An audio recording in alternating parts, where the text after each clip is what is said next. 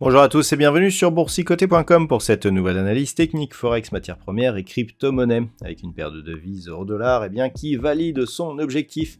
Je vous indiquais il y a peu qu'en cas de rupture ici des 1.0780, l'objectif serait 1.0925. Eh bien, on a été même un peu au-delà, mais on peut constater ici que cette zone des 1.0925 agit désormais comme zone de support, ce qui valide donc plutôt l'objectif. L'objectif maintenant, eh bien, en cas de poursuite du mouvement, il reste la zone ici que j'ai repositionnée à 1.1060 pour correspondre ici à cette zone de résistance. Et au-delà, eh bien, on validerait la poursuite donc de la dynamique qui reste haussière depuis qu'on est revenu ici au-dessus de la parité. Eh bien, on a ici des plus hauts toujours de plus en plus haut et des points bas ici toujours de plus en plus haut. Donc le fait ici de casser éventuellement cette zone des 1.1060, eh bien, nous ouvrirait la porte à une poursuite de la dynamique en direction de la prochaine zone de résistance qui se situerait désormais à 1.1235. Sur la paire de devises livre sterling contre dollar américain, nous avons aussi là validé la zone des 1.2610, la cassure du précédent point haut significatif pour venir ici s'inscrire dans une poursuite du mouvement haussier.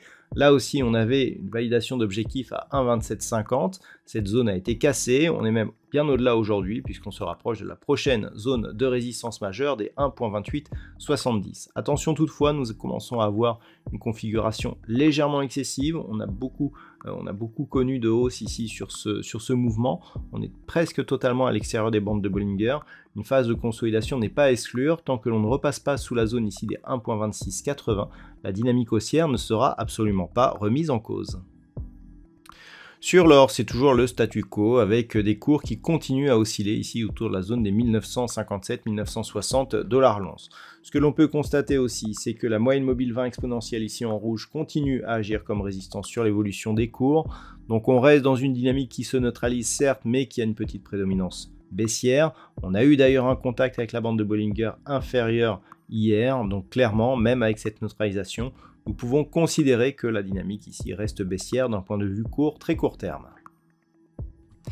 Au niveau du WTI, après un double contact ici sur une zone intermédiaire proche des 67,20 $ le baril, eh bien les cours reviennent ici au-delà des 70,50.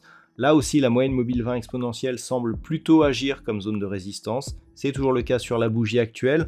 Une rupture des 74 $ le baril eh bien, donnerait un signal de retournement à la hausse. Et pour l'instant, tant que l'on est ici sur cette zone ici entre globalement la zone des 70-40 et la moyenne mobile 20 exponentielle, eh bien, la dynamique reste plutôt baissière, même si on a une neutralité qui s'est installée depuis quelques semaines, puisque on voit ici qu'il n'y a plus de progression sur les points bas. Il faudrait pour cela casser la zone des 65,20. Ça n'a pas été le cas ici lors de ces deux accélérations baissières. Donc quelque part, on plaide ici pour une neutralisation autour de la zone des 70 $ le baril.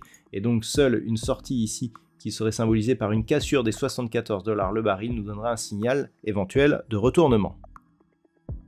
Et puis enfin sur le Bitcoin, hier j'attirais votre attention sur la cassure de cette zone des 25 200 $ pour un Bitcoin. Le fait que donc cette crypto-monnaie repasse sous cette zone des 25 200 $ pour un Bitcoin qui avait précédemment été résistance lors de cette phase de range et qui était depuis devenu support indique un affaiblissement justement du signal haussier qui avait été impulsé justement lors de cette cassure.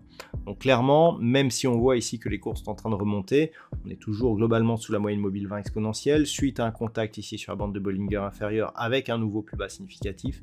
Donc clairement, la dynamique est toujours baissière et on est en train de fragiliser ici cette zone de support des 25 200. Pour désormais sortir de cette dynamique, il faudrait dans un premier temps casser la moyenne mobile 20 exponentielle à la hausse et sortir ici de cette zone avec un premier signal qui pourra apparaître sur une rupture ici haussière des 27 500 $ pour un Bitcoin. On en est pour l'instant assez loin, donc pour l'instant on peut considérer ici que le mouvement que nous avons sur ces deux bougies est essentiellement technique et que nous sommes toujours dans une dynamique baissière. Un retour sur la zone des 25 200 est assez prévisible. Voilà donc ce que l'on peut dire sur l'analyse technique de ces principaux actifs de marché pour aujourd'hui. Je vous souhaite de passer une très bonne soirée et un très bon week-end. On se retrouve dès la semaine prochaine pour d'autres analyses techniques, toujours sur le site boursicoté.com.